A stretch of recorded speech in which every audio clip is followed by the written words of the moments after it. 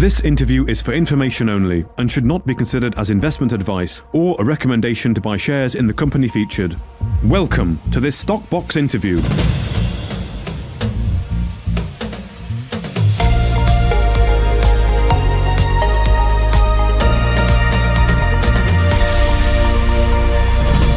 Today is James Gilbertson, the Vice President of Exploration at Amaroq Minerals. Of course, the company was previously AEX Gold and has now changed to Amaroq Minerals with the ticker AMRQ. So hello, James. Thank you very much for joining us. How are you? Good. Thank you very much, Mark. Good afternoon, and thanks for having me back. No, it's good to be talking to you. It's good to catch up on some recent exploration that's been done following an RNS today, where you've had some regional exploration being done and you've had some results returned. So before we just look into some of those results and some visuals as well from PowerPoint slides that you've got for us, could you perhaps just start us off by giving us a bit of a high-level overview of this program, why it was done, what it's uncovered, what it's told you, and where this puts you now really on a timeline, let's say, of exploration for your assets in Greenland? Sure. So this RNS really details our final set of results from our 2021 field season. And these constitute our regional exploration. So these are earlier stage exploration targets that we've identified across what is quite a substantial landholding now of over 7,800 square kilometers. They cover both gold, precious metals, as well as strategic metal targets. And while early stage, they are they're at surface and they're known anomalies. And we've looked to progress these through the 2021 field season to allow us to be ready for this season, where we're busily working away at the moment, and provide us with the next step, the next tranche of targets to come up behind Nalnak, Varga Ridge, and our other targets as a bit of a project generation cycle. So really what we've been trying to do tirelessly over the last couple of years is turn over our substantial landholding, identify these targets, ensure we prioritize our efforts on those that have the most potential, and bring those forward into the market. Excellent. And has this recent exploration program enabled you to do that? Are you now at a stage where you can really start to prioritize and hone in on specific targets? Sure, certainly. So these results build into our desk-based study. So we've been working very tirelessly in putting together a mineral systems model for South Greenland, understanding where is the most potential within this region and how to take these forward. These results allow us to assess which ones have the highest priority and form a really good basis for the work that we want to do this year and onto and subsequent years as well. So yes, they've been very successful in giving us fulfilling our aims. Excellent. Okay, well, let's have a look in a little bit more detail then. Let's start with the Eagle's Nest target area. The highlight from the RNS was visible gold discovered in quartz boulder within the area. And you've had assays there of 10.4 grams per ton, which is pretty high, is it not? Yes, certainly. So I flipped to that slide. So the Eagle's Nest area is really the area that aligns alongside our Varga license, which we previously announced results on. In Varga, we announced a detailed geophysics program coupled with a very robust structural interpretation. And what that did is it highlighted 6 high priority targets for us to follow up on, which we did in the Varga Ridge, Bismuth Valley, and Tom's Vein areas. And it really highlighted the importance of Varga, particularly the Varga Ridge area, as our primary gold asset after Nalnak. But what we did is we stepped out from here and started looking into an area known as the Eagle's Nest area, the other side of the field. And from here, we picked up grab samples in a boulder of up to 10.4 grams per ton, which is a very substantial amount of gold, obviously. And it's close to source. It is in a large mountainous area. And doved with this, we conducted some static hyperspectral imagery. What this does is it sort of takes the visible light and the non-visible light and couples this together to highlight areas of changes of geology or alteration in this case. And this has highlighted a strong alteration zone within this mountain, just above where we found this very substantial gold. So we're really hopeful that we can get back out to Eagle's Nest and make another discovery. But further along from that, we also discovered some really strongly anomalous stream sediment samples. Now, stream sediments tend to give a much lower tenure gold, but these are still very anomalous. And they sit perfectly on strike from this Varga deformation corridor, which we've highlighted and interpreted from our Varga Ridge area.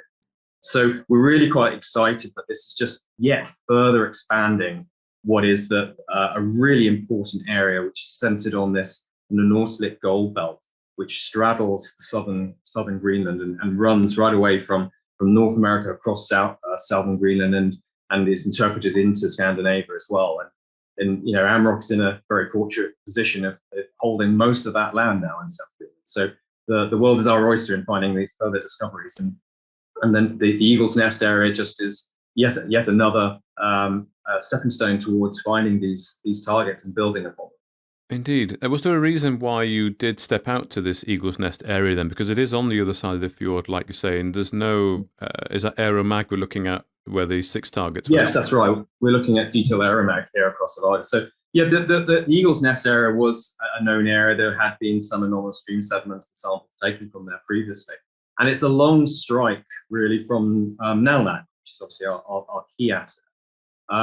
So it has very similar geology, similar geological settings. So from a desk perspective, it was an obvious area to start looking for. But we didn't have very much in the way of data, hard data, and we hadn't conducted a lot of reconnaissance there before. So that was really the focus of our work, is to sort of step out and generate more targets, which we've been very successful in doing. Do you think you will get aeromag then flown over the Eagle's Nest area as well? Yeah, this is an obvious thing that we will be looking at and assessing whether that is the next best step, or whether additional targeting in that area to really concentrate our efforts is the first step. So for now, we'll probably concentrate on the latter, but certainly, as you can imagine, detailed or further detailed aeromag over this area would obviously add to the picture as well. Indeed. And you mentioned there they were grab samples, so that's effectively walking around on the ground picking stuff up, isn't it? So that is correct. So this is really, it sounds very basic sort of exploration, but in Greenland, this is exactly what you need to do.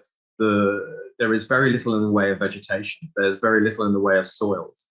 So what we have is bedrock at surface, and it allows us to sort of assay and assess the mineralization at surface. So this is the perfect sort of exploration procedures that we need to do in southern Greenland. So as I say, it sounds very basic, but it is an important first step. Indeed, and the fact that you managed to get assays there of 10 grams, that sounds to me, a non-geologist, pretty exciting. Would you agree? Oh yes, certainly. I mean, it really hints on a very similar style of orogenic gold mineralization as we find in Nalnak, where we have a resource at 18.5 grams per ton. So it's that sort of scale that we're looking at here, and again, in a very similar sort of quartz vein, in a very similar sort of geology. We do have in this area, which we know of in Varga Ridge and Tom's vein and a few other places, that we have sort of a lower grade, higher tonnage, granite hosted, probably intrusion related gold system as well. So we have got to look for both styles of mineralization, but first hints at Eagle's Nest is that we are looking at a high grade orogenic target here. Okay. Well, before we discuss next steps and how you're going to prioritize these targets, let's take a look at the highlight from the RNS, and that is the area Sarka, is that right? Yes, Sarka Dike. It's a Greenlandic word. So Sarka, the Sarka Dike was a previously known occurrence. It's a complex dike system, so it's a vertically extensive magmatic feature. It's an ultramafic, and within it has layered magmatic sulfides, and those sulfides contain particularly palladium, but also platinum, gold, silver, nickel, copper, and other metals as well. So this is a strategic metal target for us. Now, it was a known area, had been sampled historically, but is poorly described, poorly mapped. What we've done here, we've spent a lot of time going up there, assessing the structure and the attitude of this dike. we took a lot of drone imagery and drone mapping so that we could actually build a model around this and understand what its strike and extent could be. We did take some additional samples from the fringes to sort of give us comfort that we're still looking at a feature that contains economic grades, which it does, of these PGM or platinum group elements in nickel. But on top of that, we conducted a detailed ground geophysics survey. So this is walking along, running magnetic lines south, to the east of this. Now, we were very lucky in that we are very close to the Nalak camp and the Nalak mine here, so we can actually take these lines along the mountain access road to Nalak, and that's exactly what we did. We ran these lines, and lo and behold, we had about a 300-meter area of a magnetic high right along the expected strike extent of the Sarka Dike system. So what that's done is it's allowed us to extend the Sarka Dike system approximately 3 kilometers from its known outcrop at the top of the mountain. And this then gives us a real big target for a vertically extensive, high-grade platinum nickel ultramafic system that runs in very close proximity to our Nalak operation. Okay, and wonder if you can just explain what a ultramafic dike system is. Yes, an ultramafic is, in essence, it's a very particular type of intrusion. It's often very intruded. It's very, very hot, and it contains a lot of sulfides, particularly platinum, palladium, but also nickel and copper sulfides, and they're normally layered. These are very hot intrusions. They rip through pretty much all other geology. They can be very vertically and laterally extensive.